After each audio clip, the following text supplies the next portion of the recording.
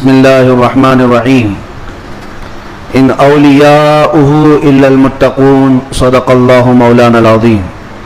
بارگاہ رسالت مآب صلی اللہ علیہ وسلم میں درود پاک کا ہدیہ پیش کریں۔ اللہم صلی علی سیدنا و مولانا محمد معدن الجود والکرم وآلہ واصحابہ الکرام وابنہ الکریم وبارک وسلم صلاة دائمة سرمدا ابدا۔ عزیزان گرامی وقار، ماہ ربیع الاخر شریف جس کو سنی ربیع الغوث کہتے ہیں، اس ماہ مبارکہ میں ہم اپنی زندگی کی سانسیں لے رہے ہیں، اور اس ماہ مبارکہ کو ہم 11ویں کے مہینے سے بھی یاد کرتے ہیں۔ اسلامی مہینہ ہے، مہینے کا نام بہت پہلے سے ہے، لیکن اہل سنت و جماعت کے دل میں سرکار بغداد شہنشاہ ولایت غوث الاعظم دستگیر رضی اللہ تعالیٰ عنہ کی محبت ایسی رچی بسی ہے کہ اس پورے مہینے کو ہم غوث کے مہینے سے یاد کرتے ہیں، اور یہ اللہ والوں سے محبت کی علامت ہے۔ لوگ کسی مہینے کو کسی اور تہوار سے یاد کرتے ہوں گے، لیکن ہم اپنے مہینوں کو اللہ والوں سے نسبت دے کر یاد رکھتے ہیں۔ سرکار شہنشاہ بغداد سلطان الاولیاء عبد القادر جیلانی رضی اللہ تعالیٰ عنہ، اس عظیم شخصیت کا نام ہے جس کو اللہ تبارک و تعالیٰ نے مقام محبوبیت کے ساتھ مقام غوثیت عطا فرمایا۔ اولیاء کرام میں یہ مقام بہت کم کو ملا ہے جو سلطان الاولیاء شہنشاہ بغداد کو ملا ہے، ورنہ اولیاء میں کوئی ایسا نہیں ہے جو منبر پر کھڑے ہو کر کے یہ اعلان کرے کہ میرا قدم ہر ولی کی گردن پر ہے۔ اعلیٰ حضرت امام اہل سنت فاضل بریلوی فرماتے ہیں، جس کی منبر بنی گردن اولیاء، اس قدم کی کرامت پہ لاکھوں سلام۔ جو ولی قبل ہوئے یا بعد ہوئے یا ہوں گے، سب ادب دل میں رکھتے ہیں میرے آقا تیرا۔ غوث پاک رضی اللہ تعالیٰ عنہ کو اولیاء کرام میں ایسا ہی مقام حاصل ہے کہ جیسے سورج کو ستاروں پر مقام حاصل ہے۔ آپ کو اللہ تعالیٰ نے بچپن سے علمی شرافت کے ساتھ ساتھ خاندانی شرافت ایسی عطا فرمائی کہ آپ اپنے والد ماجد کی طرف سے حسنی سادات ہیں اور اپنی ماں کی طرف سے حسینی سادات ہیں، یعنی امام حسن مجتبی ان کے دادا ہیں، امام حسین شہید کربلا نانا ہیں، جس کے دادا اور جس کے نانا دونوں جنتی جوانوں کے سردار ہوں، اس نسبت کا عالم کیا ہوگا۔ میرے عزیزوں، گھر کے اندر سادات کے ہاں جو پرورش کا معمول ہوا کرتا تھا، اسی سے اندازہ کر لیں آپ کی ولادت 29 شعبان کو ہوئی تھی، اور چاند رات تھی، دوسرے دن کو رمضان شروع ہونے تھا، اور چاند میں اختلاف ہو گیا جیلان میں۔ یہ جیلان ایران کا ایک علاقہ ہے، اس کو گیلان بھی کہتے ہیں، جہاں آپ کی پیدائش ہوئی۔ لوگوں کے دوران شک پیدا ہوا کہ چاند ہوا کہ نہیں ہوا۔ غوث پاک رضی اللہ تعالیٰ عنہ کی ماں فاطمہ ام الخیر، جو نہایت ہی شریف خاتون ہے سادات کی، آپ نے لوگوں سے کہا کہ رمضان ہو چکا ہے، اس لیے کہ سحری سے لے کر افطار تک میرے بچے نے دودھ کو منہ نہیں لگایا ہے۔ پورے جیلان میں یہ بات مشہور تھی کہ سادات کے گھر میں ایک ایسا بچہ پیدا ہوا ہے جو سحری سے لے کر کے افطار تک اپنے ماں کے دودھ کو تک نہیں پیتا۔ یہ ان ایام کی میں بات کر رہا ہوں کہ ابھی غوث پاک رضی اللہ تعالیٰ عنہ ایک دن کے تھے، یعنی پیدائشی طور پر۔ میں آپ کو یہ بتاؤں کہ آپ سب غوث پاک کو پیران پیر کہتے ہیں کہ نہیں، یعنی پیروں کا پیر ہے، اور روشن ضمیر کہتے ہیں۔ سارے سلسلے وہاں تک جا کر پہنچ جاتے ہیں تو فخر کرتے ہیں۔ غوث پاک سے جس کا سلسلہ ملتا ہے وہ دنیا میں فخر کرتا ہے۔ میں یہ کہتا ہوں کہ پیروں کا پیر پیدا ہوتے ہی روزہ رکھتا ہو، اور اگر کوئی ڈھکوسلا جھوٹا پیر یہ کہتا ہے کہ ہمارے اوپر شریعت نہیں ہے، تو بات یہ یاد رکھ لینا کہ اس کا غوثیت مآب سے کوئی تعلق ہی نہیں ہے۔ وہ شیطان کا مرید ہو سکتا ہے، رسول اللہ تک لے جانے والا راستہ ہرگز نہیں ہو سکتا۔ میرے آقا صلی اللہ علیہ وسلم تک لے جانے والا راستہ وہی ہے جو غوثیت مآب کے راستے سے ہو کر کے چلتا ہے۔ پیدائشی طور پر شریعت کی پاسداری کرنے والے شیخ عبد القادر جیلانی، میرے عزیزوں، آپ کو یہاں غوث پاک کی کرامات سنتے سنتے ایک کسوٹی بھی حاصل کر لینا چاہیے کہ ہر پیر کو پرکھ کر کے دیکھو شریعت کے سانچے میں اترتا ہے تو وہ مرشد ہے، اور شریعت سے ہٹ جاتا ہے تو پھر وہ شیطان کا پھندا ہے۔ اس بات کو ہمیشہ یاد رکھے۔ اگر کوئی اپنے گھر میں بیٹھ کر کے کہتا ہے کہ ہمارے لیے نماز نہیں، ہم تصور کی نماز پڑھتے ہیں، ہم تصور کی نماز پڑھتے ہیں، اور ہماری نماز تو مکہ میں ہوتی ہے، مدینے میں ہوتی ہے، تو کھانا یوں کیوں کھاتے ہیں، یہاں کیوں کھاتے ہیں؟ مریدوں کے سامنے تو سب چیزیں چلتی ہیں، اور نماز مکے میں ہوتی ہے، مدینے میں ہوتی ہے، نماز چھوڑ کر بیٹھے ہیں۔ ایک بات یاد رکھ لیں کہ سارا طریقت کا سلسلہ صرف قوالی سننے کا نام نہیں ہے۔ ہاں، اشعار حضور پاک کی محبت میں اور اللہ کی محبت میں سننا یقیناً باعث ثواب ہے، ہم خود بھی سنتے ہیں، لیکن وہ پیر ہی کیسا جسے قرآن پڑھ سننے کے بعد کوئی وجد نہیں آتا، قرآن سننے کے بعد کوئی وجد نہیں آتا، حدیث رسول سننے کے بعد کوئی وجد نہیں آتا، وجد کہاں سے آئے گا سمجھ میں نہیں آتا، اور پھر ڈھول باجے پر تو پھر ہاتھ بھی ہلتے ہیں، پیر بھی ہلتے ہیں، اور پھر اگر کوئی یہ سمجھے کہ یہی مرشد ہے، پیر کامل ہے، تو دھوکے میں ہے، ایسا بندہ دھوکے میں ہے۔ وہ غوث پاک رضی اللہ تعالیٰ عنہ جن کی کرامات بیان کرنے کے ساتھ ساتھ ہم یہ بھی بیان کرتے ہیں کہ 40 سال آپ کے ایسے گزرے ہیں کہ صرف ایک انگور کے دانے سے آپ نے سحری کی ہے، اور ایک آدھا گلاس پانی پر آپ نے افطاری کیا ہے، اتنے سال تک روزہ رکھے ہیں۔ ان میں کئی سال ایسے آئے ہیں کہ پوری رات بھر شیخ عبد القادر جیلانی کھڑے ہو کر کے نماز پڑھتے رہے۔ ان اولیاء کے لیے جن کے مجمع میں 70,000 سے کم کا کبھی مجمع نہیں ہوتا تھا، نماز معاف نہیں ہوئی، روزہ معاف نہیں ہوا، تو آج کے جانور نما کسی ایسے ڈھکوسلے بابا کے لیے نماز کیسے معاف ہو سکتی ہے، یا روزہ کیسے معاف ہو سکتا ہے؟ اس بات کو ہمیشہ ذہن نشین کر لیں، شریعت میرے مصطفیٰ کی ہے، اور نبی پاک صلی اللہ علیہ وسلم کی شریعت سب سے اوپر ہے، اس کے بعد ہی کوئی مقام مل سکتا ہے۔ اسی لیے اعلیٰ حضرت کی بات سنو، فرماتے ہیں بخدا خدا کا یہی ہے در۔ اللہ تک اگر کوئی پہنچنے کی بات کرتا ہے نا، تو اسے جانچ کر کے دیکھ لو کہ حضور کے بارے میں کیا کہتا ہے۔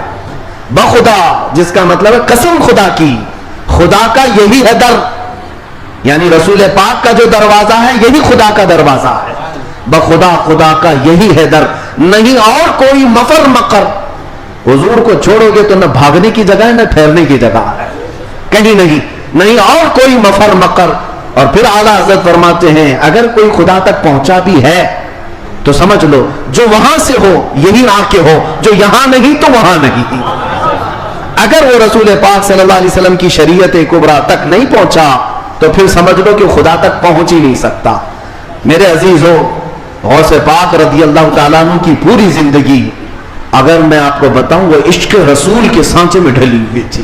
نبی پاک کی شریعت پر ایسا سختی سے عمل کرتے تھے کہ منبر پر کھڑے ہو کر کے آپ نے اعلان کیا میرا مرید اگر نماز نہیں پڑھتا تو اسے ہمارے قبرستان میں بھی دفن نہ کیا جائے۔ غوث پاک رضی اللہ تعالیٰ عنہ شریعت کے معاملے میں اس قدر سخت تھے۔ پھر میں پوچھنا چاہتا ہوں ان سے بڑا دنیا میں اور کون پیر آیا ہے؟ اگر کوئی اپنے مریدوں کو نماز معاف کرا دیتا ہو، روزے معاف کرا دیتا ہو، تو یاد رکھ لینا وہ شیطان کا پھندا ہے جو تمہیں نبی کریم صلی اللہ علیہ وسلم کی شریعت سے دور لے کر جاتا ہے۔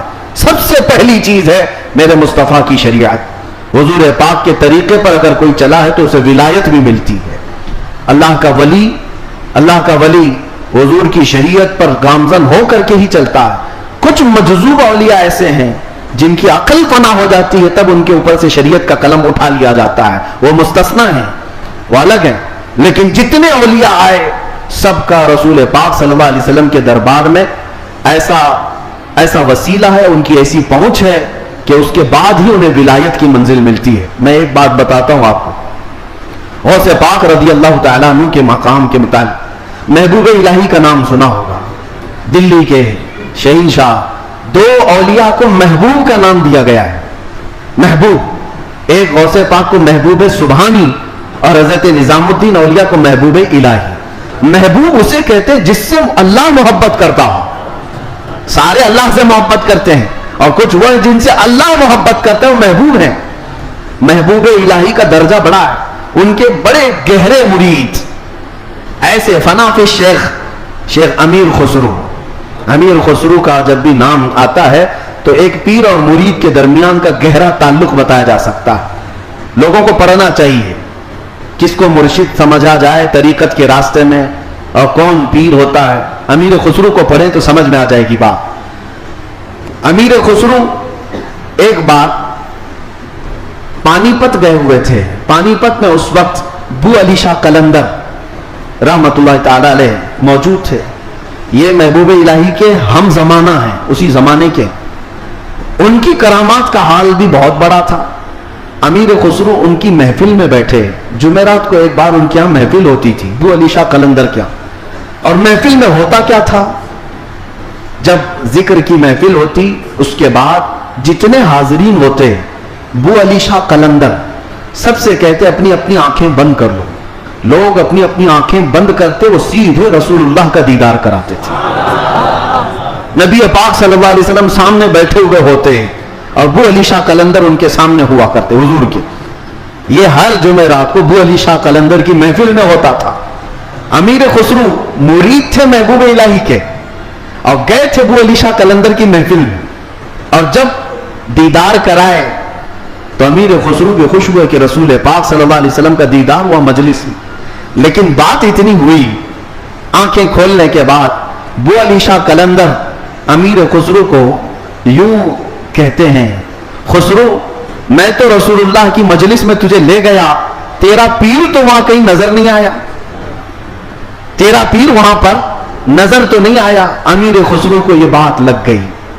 میں میرا مرشد میرے پیر کا مقام بلند سمجھتا ہوں, لیکن حقیقی بات ہے کہ حضور کے دربار میں جب میں تصور میں حاضری دیا, محبوب یہ بو علی شاہ قلندر بھی تھے اور بھی اولیاء تھے, لیکن میرے پیر تو نظر نہیں آئے.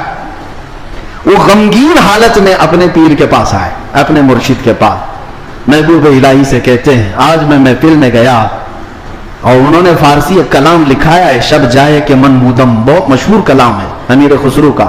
اس واقعے کے بعد انہوں نے لکھا تھا. پہلے پورا واقعہ کیا ہوا وہ میں بتاتا ہوں. محبوب الہی کے پاس روتے ہوئے کھڑے تھے. بو علی شاہ قلندر نے رسول اللہ کا دیدار کرایا, لیکن ساتھ میں انہوں نے مجھے تانا مارا کہ تمہارا پیر تو محفل میں نظر نہیں آیا. محبوب الہی نے کہا کہ پھر سے جاؤ محفل میں, پھر سے جاؤ محفل میں, بو علی شاہ قلندر کے دیدار ہو رہا ہے اور اچھی بات ہے. کہا آپ نہیں ہیں اس محفل میں کیسے جاؤں. محبوب الہی نے تھپک کر کہا خسرو بو علی شاہ قلندر سے مت پوچھنا, جب وہ دیدار کرائیں رسول اللہ کا تو خود رسول اللہ سے پوچھنا میرا پیر کہاں. اولیاء بہت سارے بیٹھے ہیں, محبوب الہی کہاں ہیں. تو میر خسرو گئے.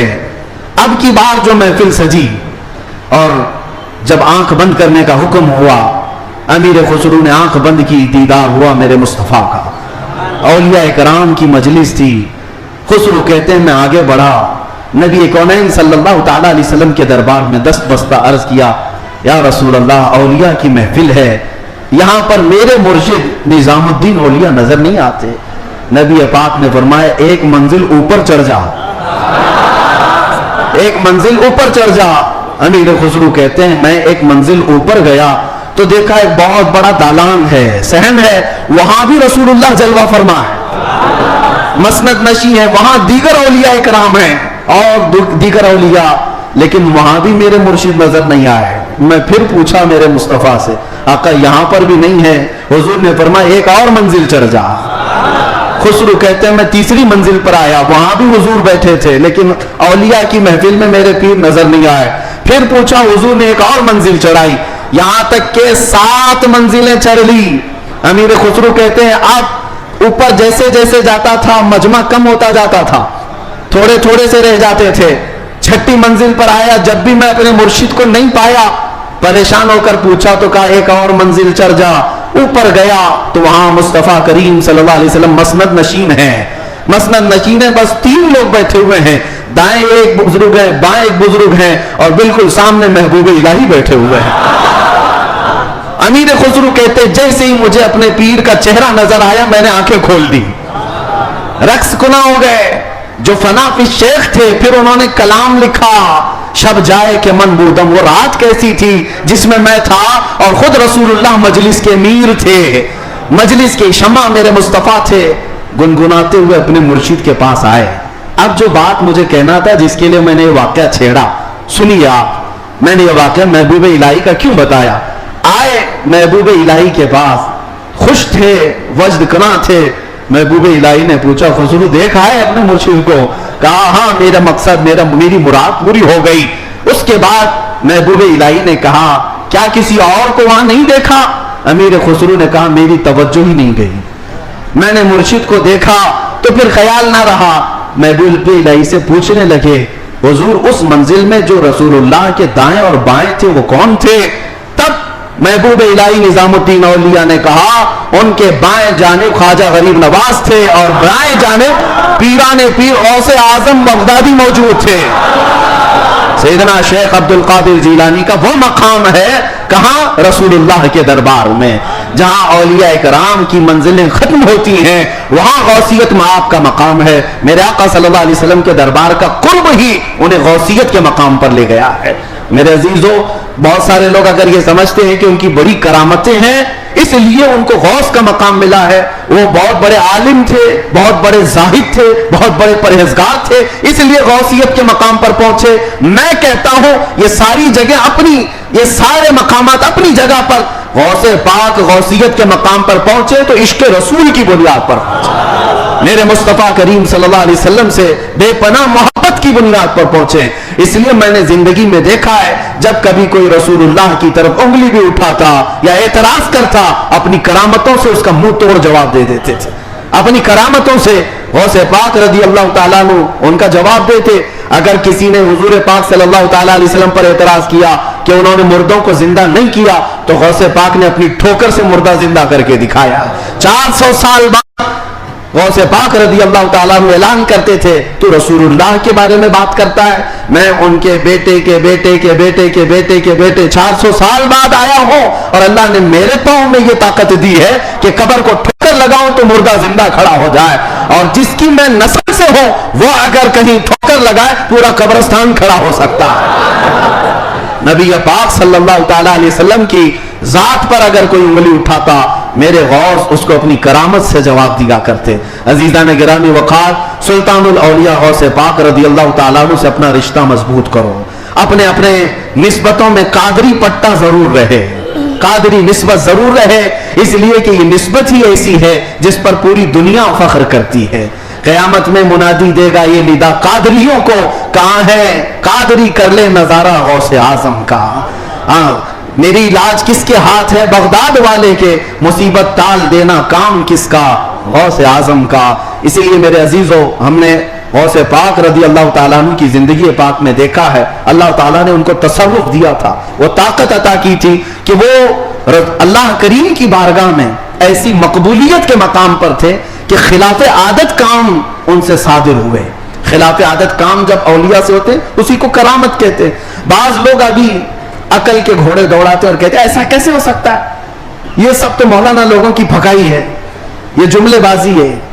उनको कुरान पाक से अगर ताल्लुक हो तो मैं बताऊं। अब मैं एक बात आपसे बताता हूं, गौसे पाक की एक करामत जिस पर अभी मैं चंद दिन पहले सुन रहा था। कोई बेचारा जिसकी अकल पर फालिज का असर हुआ है, ये वो लोग हैं जिनको मेरे मुस्तफ़ा करीम सल्लल्लाहु ताला अलैहि वसल्लम से बुग़्ज़ है, अदावत है, और दूसरे रास्ते पर चल पड़े और औलिया इकराम को चुन चुन करके निशाना बनाते, जिनका ताल्लुक नजद से है, वहाबियत से है, सलफियत नाम रखते हैं। बहरहाल, लेकिन सवाल करने वाले ने एक सवाल किया, अरे मौलाना आप सुनाते हैं कि गौस पाक तो 12 साल की डूबी हुई कश्ती को बाहर ले आए, ये तो खुदा के भी काम नहीं है, अल्लाह के भी काम नहीं, उससे बढ़ करके आपने गौस पाक को बता दिया। मेरे अजीजों, मैं आपको बताता हूं बात हुई क्या थी। दरिया के किनारे से आपका गुजर हो रहा था, एक बूढ़ी औरत को रोते हुए देखा। मुरीद से पूछा, पूछो उसको क्या बात है, क्यों रोती है? मालूम किया तो पता चला कि उस खातून का इकलौता बेटा था, बड़े नाजों से पाला था। उस औरत ने शादी की, बारात आ रही थी और कश्ती जो है दरिया में गर्क हो गई, डूब गई, बाहर ना आ सकी। मशहूर करामत है गौसे पाक की। तो वो डूब गई और इस बूढ़ी औरत का दिल तो माँ का है, बेटे के याद में रोज आती है, रोती है और शाम वापस चली जाती है, रोज रोती है। गौसे पाक रज़ी अल्लाह ताला अन्हु को उस पर रहम आया, अल्लाह करीम की बारगाह में सिफारिश की, ऐ रब्बे करीम تو نیست سے ہست کرنے والا ہو، تو پانی کے قطرے سے پورا انسان بنانے والا ہو، تو راکھ کے ڈھیر کو بھی اگر چاہے تو زندہ انسان کھڑا کر دے۔ مولا قادر مطلق ہے، اس خاتون پر رحم فرما اور اس کا بیٹا واپس لوٹا دے۔ غوث پاک کی دعا چل رہی تھی، تھوڑی دیر دیکھنے کے بعد دریا میں ایک بھونچال سا، طوفان سا آیا، پانی کے اندر ایک عجیب سی سرسراہٹ ہوئی، تھوڑی دیر کے بعد دیکھا تو ایک کشتی برآمد ہوئی۔ غوث پاک نے صرف اس خاتون کے بیٹے کی زندگی مانگی تھی، مگر صدقے میں اللہ نے پوری برات کی زندگی لوٹا دی، پوری برات واپس آ گئی، اور وہ خوشی خوشی غوث پاک رضی اللہ تعالیٰ عنہ کا شکر کرتے ہوئے گھر گئے۔ 12 سال کے بعد مچھلیاں کھا گئی ہوں گی، کشتی کے پرزے ختم ہو گئے ہوں گے، لیکن رب ذوالجلال قادر مطلق ہے، ہم ان لوگوں کو یہی تو کہتے ہیں جو جلا کر کے سمجھتے ہیں کہ اب کوئی نہیں اٹھا سکتا ان کو، راکھ پانی میں بہا کر کے سمجھتے ہیں کہ اب ان کا حساب کتاب نہیں ہو سکتا۔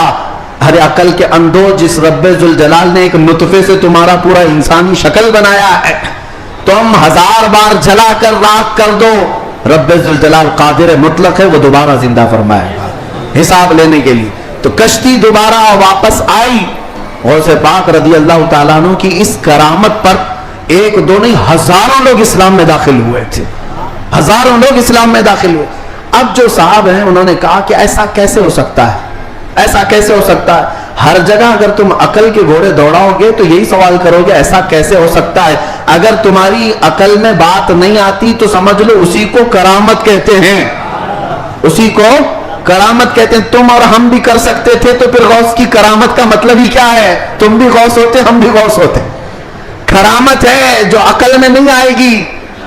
اور قرآن سے اگر دلیل مانگتے ہو، سنو، سلیمان علیہ السلام نے اپنے دربار میں ایک بار اعلان کیا تھا، کون ہے جو سبا بلقیس کا تخت یہاں پر لے آئے گا؟ سلیمان علیہ السلام فلسطین میں بیٹھے ہوئے ہیں اور سبا بلقیس کا تخت یمن میں ہے۔ یمن اور فلسطین میں 1000 کلومیٹر سے زیادہ کا فاصلہ ہے۔ ایک جن کھڑا ہوا، کہا اللہ کے نبی میں لے آتا ہوں۔ پوچھا کتنی دیر میں؟ کہا میں آپ کی مجلس ختم ہونے سے پہلے وہ لے کر آ جاؤں گا۔ جنات کی طاقت پر یقین رکھنے والے، جنات کو حاصل کرنے کے لیے عملیات کرنے والے، سنو قرآن کیا کہتا ہے۔ سلیمان علیہ السلام نے کہا بہت دیر ہو جائے گی، مجلس ختم ہونے تک تم لاؤ گے؟ مجلس ختم ہونے تک۔ پھر اللہ کے ایک ولی جو سلیمان علیہ السلام کے امتی تھے، آصف بن برخیہ، کھڑے ہوتے ہیں، کہتے ہیں اے اللہ کے نبی میں لے آؤں گا۔ پوچھا کتنی دیر میں؟ کہا آپ کی پلک جھپکنے سے پہلے لاؤں گا۔ آپ کی، یہ قرآن کے الفاظ ہیں، قرآن کے، قال الذی عنده علم من الکتاب انا آتیک بہ قبل ان یرتد الیک طرفک، اس سے پہلے کہ آپ کی آنکھ کی پلک جھپکے اے اللہ کے نبی میں وہ تخت لے آؤں گا۔ تخت کوئی 4 فٹ کا 5 فٹ کا نہیں، 80 گز لمبا ہے اور اتنا ہی چوڑا ہے، اتنا ہی وزنی ہے، اور 7 دروازوں کے اندر بند کر کے رکھا ہوا ہے، سونے چاندی جواہرات سے جڑا ہوا تخت ہے۔ اور ایک انسان کہتا ہے، انسان، جنات کی بات نہیں کر رہا، جنات کی بات آئے گی تو آپ سمجھیں گے ان کو بڑی طاقت ہوتی ہے، انسان کی بات کر رہا ہوں۔ انسان نے کہا سلیمان علیہ السلام کے امتی میں پلک جھپکنے سے پہلے لاؤں گا۔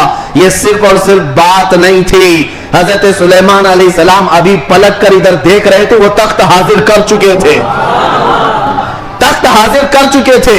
اب میں آپ کو یہ بتانا چاہتا ہوں، وہ سلیمان علیہ السلام خود اللہ کے نبی تھے، خود اللہ کے نبی۔ ارے وہ چاہتے تو خود ہی تخت کو طلب کر لیتے۔ اس قرآن کے واقعے کا مطلب مجھے یہ سمجھ میں آتا ہے، اللہ کے نبی نے دنیا کو یہ بتانا چاہتا، جو نبی کے قدموں میں بیٹھتا اس کی طاقت کا یہ ہے، نبی کی طاقت تو بہت دور۔ اور یہ بھی بنی اسرائیل کے نبی، بنی اسرائیل کے نبی سلیمان علیہ السلام، ان کے امتی کی طاقت کا حال یہ ہے، تو پھر سید الانبیاء محمد رسول اللہ اور ان کی امت کے عام اولیاء کی بات نہیں کر رہا ہوں، شیخ عبد القادر جیلانی جن کا قدم ولی کی گردن پر ہے، وہ 12 سال کی کشتی واپس لے آئے تو تعجب کی بات نہیں، بلکہ ہم سمجھتے ہیں قرآن اس کرامت کو بالکل عینی طور پر بیان کر رہا ہے۔ عزیزان گرامی، میں دنیا کے نقش قدم پر چلنے والے، ہر چیز کو تھیوری اور پریکٹیکل پر آزمانے والے اور سائنس کی دنیا میں چلنے والے، ان کو کہتا ہوں آئنسٹائن نے کہا ہے۔ آئنسٹائن کا نام تو بہت لوگوں کو اچھی طرح سے یاد ہوگا, اس کی تسبیح بھی پڑھتے ہوں گے. الحمدللہ ہم غوث پاک کی تسبیح پڑھتے ہیں. اب اسی آئنسٹائن کی بات کر رہا ہوں جس نے یہ کہا ہے کہ میں نے کائنات کو دیکھنے کی کوشش کی, سنو, کائنات کو دیکھنے کی کوشش کی اور چاند تک اور سورج تک اور بہت سارے مقامات تک دیکھنے کی رسائی حاصل کر لیا. اور اس نے کہا کائنات کا جو کنارہ, ایک کنارہ میں نے دیکھا, اس کے لیے وہ کہتا ہے 2 کروڑ نوری سال لگ جائیں گے. 2 کروڑ نوری سال. نوری سال کس کو کہتے ہیں پتہ ہے؟ یہ جو سال ہمارے چل رہے ہیں, یہ سال صبح ہوتی ہے 6 بجے صبح ہوئی, شام میں 6 بجے سورج ڈوبا, آرام سے دن چل رہے ہیں. نوری سال اس کو نہیں کہتے. نوری سال 1 منٹ میں 1,80,000 کلومیٹر کا سفر کرتا ہے. 1 منٹ میں 1,80,000 کلومیٹر کا سفر طے ہو جاتا ہے نوری سال میں. اس طرح 1 منٹ کی بات کر رہا ہوں, 1 منٹ کی, اس طرح کے 2 کروڑ سال لگ جائیں گے کائنات کو دیکھنے کے لیے. یہ کون کہہ رہا ہے؟ آئنسٹائن کہہ رہا ہے, جس کے پیچھے تم لوگ آگے پیچھے جس کو قبلہ بناتے ہو. سنو, 2 کروڑ نوری سال لگ جائیں گے کائنات کے کنارے دیکھنے کے لیے, کائنات کی ساری چیزیں دیکھنے کے لیے. اور آؤ شہنشاہ بغداد کے دربار میں, کہتے ہیں نظرت الی بلاد اللہ جمعا کخردلۃ علی حکم اتصالی. میں اللہ کی پوری کائنات کو ایسے دیکھتا ہوں جیسے اپنے ہتھیلی میں رائی کے دانے کو دیکھتا ہوں. تمہارے سارے آلے, تمہارے سارے کمپیوٹر 2 کروڑ سال میں بھی وہاں نہیں پہنچ سکتے جب شہنشاہ بغداد کی ایک نگاہ پہنچتی ہے. ہاں, میرے غوث نے فرمایا نظرت الی بلاد اللہ جمعا کخردلۃ علی حکم اتصالی. میں اللہ کے پورے شہروں کو, کائنات کو ایسے دیکھ رہا ہوں جیسے اپنے ہتھیلی میں رائی کے دانے کو دیکھ رہا ہوں. عزیزان گرامی وقار, الحمدللہ ہمارے پاس فخر کرنے کے لیے بہت کچھ ہے, بہت کچھ ہے. غوثیت معاذ کی نسبت نے ہی اعلیٰ حضرت کو مجدد بنایا ہے, اعلیٰ حضرت کو مجدد بنایا ہے. اور امام اہل سنت فاضل بریلوی اسی نسبت پر فخر کرتے ہیں. دیکھا جائے تو امام اہل سنت اعلیٰ حضرت نے تقریباً 1000 سے زیادہ کتابیں لکھ ڈالی ہیں. 55 علوم پر اللہ نے مہارت تام عطا کی ہے اور بہت سارے شاگردوں کی کھیت تیار کی ہے. امت پر ایک بہت بڑا امتیوں پر احسان ہے. لیکن ساری چیزیں اپنی جگہ پر, قرآن کا ترجمہ کیا ہے, فتاوی رضویہ شریف ہے, بارگاہ مصطفیٰ میں ہدایت بخشش ہے, بہت سارے کام ہیں. لیکن جب رسول اللہ کے دربار میں حاضر ہوتے ہیں, اعلیٰ حضرت یہ نہیں کہتے یا رسول اللہ میں فتاوی رضویہ لے کے آیا ہوں, میں کنز الایمان لے کر کے آیا ہوں, میں ہدایت بخشش لے کے آیا ہوں, بلکہ اعلیٰ حضرت یہ کہتے ہیں تیری سرکار میں لاتا ہے رضا اس کو شفیع جو میرا غوث ہے اور لاڈلا بیٹا تیرا. نسبت کے لیے بھی بارگاہ مصطفیٰ میں اعلیٰ حضرت نے اگر کسی بات پر فخر کیا ہے تو غوثیت کی نسبت پر فخر کیا ہے. یا رسول اللہ تیری سرکار میں لاتا ہے رضا اس کو شفیع جو میرا غوث ہے اور لاڈلا بیٹا تیرا. یقیناً میرے عزیزو کرامات سنانے کا وقت جمعہ کے چھوٹے وقت میں نہیں ہوتا, ورنہ میں بہت ساری چیزیں سناتا. الحمدللہ غوثیت معاذ شہنشاہ بغداد پیر پیرا امیر میران, جس کی نسبت الحمدللہ چھوٹوں کو بڑا بنا دیتی ہے اور ادنا کو اعلیٰ بناتی ہے. الحمدللہ ابھی حاضری سے میں آیا اور حاضری کے بعد دل میں یہ احساس ہوتا ہے. ایک بزرگ وہاں پر ملاقات جن سے ہوئی, وہ عربی اور علوی سادات میں سے ہیں, عمر کافی ہو چکی. انہوں نے مجھے مل کر کے ہاتھ پکڑ کر کے کہا آؤ میں تمہاری حاضری کراتا ہوں. غوث پاک رضی اللہ تعالیٰ عنہ کے دربار میں وہ تقریباً 55 سال سے, اور بڑی ان کی یعنی بڑے معاملات ہیں. بہرحال میں مختصر ہی عرض کرتا ہوں کس لیے میں بات کہہ رہا ہوں. انہوں نے کہا غوث پاک رضی اللہ تعالیٰ عنہ ہر حاضر ہونے والے کو کچھ نہ کچھ دے کر بھیجتے ہیں, اور اللہ کریم تمہارے مستقبل میں بہت کچھ تجھے عطا کرے. دعا کیا. ہم نے کہا کہ یہاں کی اتنے بڑے دربار میں بڑے بڑے حاضر ہوتے, میری کیا حیثیت ہے, مجھے یہاں پر کیا, میری کیا حیثیت ہے, کیا مقام ہے. ایک جملہ انہوں نے کہا جس سے سینہ چوڑا ہو گیا. کہا یہاں پر سب اچھے نہیں آتے بلکہ غوث پاک تو چوروں کو بھی کتب بناتے ہیں. برا ہو تو کیا ہوا, نسبت بھلی ہے یا غوث, تجھ سے در سے سگ اور سگ سے ہے مجھ کو نسبت, میری گردن میں بھی ہے دور کا ڈورا تیرا. اعلیٰ حضرت یہی فرماتے ہیں جن کتوں کے گلے میں پٹا ہوتا ہے ان کتوں کو میونسپلٹی والے نہیں لے جاتے. हाँ, नहीं ले जाते और ना ही इंजेक्शन मारते हैं। क्यों? ये अलामत है कि किसी का पाला हुआ है, और गले में पट्टा ना हो तो उठाकर ले जाएंगे। बहुत ज्यादा शोर मचाते हैं ये कुत्ते, इनको ले जाओ। जिन कुत्तों के गले में पट्टा है उन्हें छोड़ दिया जाता है कि मालिक है इसका कोई। इसीलिए आला हज़रत फरमाते हैं, इस निशानी के जो सग हैं नहीं मारे जाते, मेरी गर्दन में भी है, हश्र तक मेरे गले में रहे पट्टा तेरा। हमारे गले में गौसे पाक रज़ियल्लाहु ताला अन्हु की निस्बत का पट्टा है। इंशाअल्लाह अज़ीज कोई और दूसरा हमें उचक नहीं ले जाएगा, इतना यकीन जरूर है, इतना यकीन जरूर है। और मुझे एक बात ये भी याद आई कि एक साहब ने कहा, वो दूसरे मुल्क के हैं, हमारे पड़ोसी मुल्क के हैं, और उन्होंने कहा कि हमारे यहाँ हालात तो सब अपने हिसाब के हैं, फिर भी बहुत सारी चीजें डर लगता है, सहमते हैं। आप ऐसे नरगे में हैं फिर भी बोल रहे हैं, आप अच्छी बात है। ऐसी जगह पर आप हैं जहां के हालात हम दूर से सुनते हैं, बड़े डेंजर हैं, लेकिन बोल रहे हैं। मैंने कहा आपने सुना नहीं आला हजरत ने क्या फरमाया? आला हजरत ने फरमाया, क्या दबे जिस पे हिमायत का हो पंजा तेरा। ऐसा आदमी क्यों डरेगा? ऐसा आदमी क्यों डरेगा जिस पर पंजा गौसे पाक का होगा? क्या दबे जिस पे हिमायत का हो पंजा तेरा, शेर को खतरे में लाता नहीं कुत्ता तेरा। हाँ, गौसे पाक का जो कुत्ता है वो शेर को भी परवाह नहीं करता। अल्हम्दुलिल्लाह हम गौसे पाक के दरबार के कुत्ते होने पर फख्र करते हैं। हाँ, हमें इस बात पर कोई वो नहीं है, अल्हम्दुलिल्लाह हमारी निस्बत है दरबार गौस से। और वो इसलिए भी कि एक दो नहीं, मैं आपको बताऊं, अहले हदीस जमात, वहाबी जमात के सबसे बड़े आलिम, जिसकी पैरवी में ये लोग पूरी आसमान जमीन से, जमीन आसमान से मिलाते, शेख इब्ने तैमिया। शेख इब्ने तैमिया ने अपनी किताब में लिखा है, अहले हदीस जमात के सबसे बड़े इमाम कहते हैं कि मैंने अपनी जिंदगी में इतनी करामात किसी की नहीं देखी जितनी शेख अब्दुल कादिर जिलानी की। अरे तुम्हारे घर से भी बात आ रही है मेरे गौस की, हर घर से बात आ रही है। क्यों? इसलिए कि सूरज निकलता है तो सबको पता चली जाता है, सबको पता चलता है। अच्छे खासे लोग भी बोल पड़ते हैं कि दिन हो चुका है, दिन हो चुका है। सूरज से दुश्मनी है तो ठीक है, लेकिन बोलना तो पड़ेगा कि दिन निकला हुआ है, दिन निकला हुआ है। गौसे पाक की करामात ऐसी है जैसे सूरज निकला हुआ है।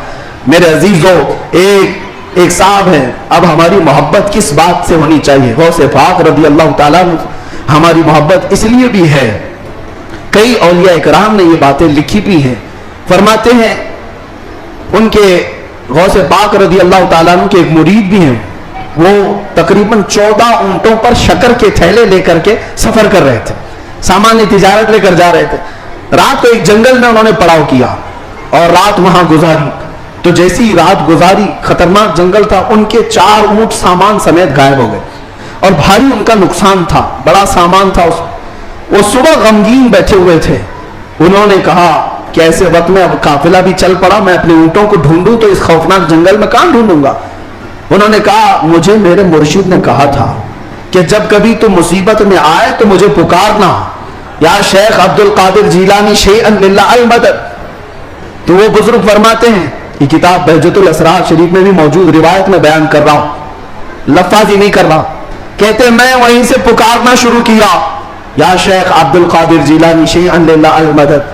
मैं अभी पुकार ही रहा था, सामने पहाड़ की तरफ एक बुजुर्ग मुझे नजर आए सफेद लिबास में।